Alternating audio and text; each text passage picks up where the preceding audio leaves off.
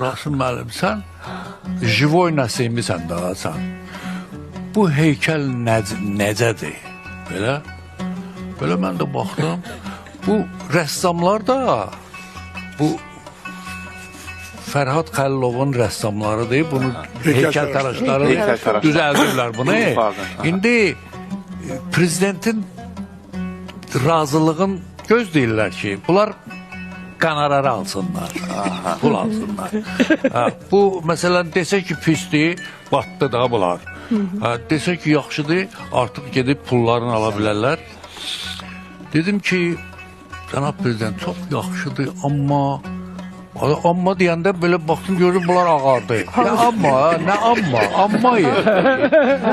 Dedim ki, valla, belə bir söz, onu fikirləşmədim, o Allah göndərdi. Dedim ki, cənab prezident, film zat da çəkilmir.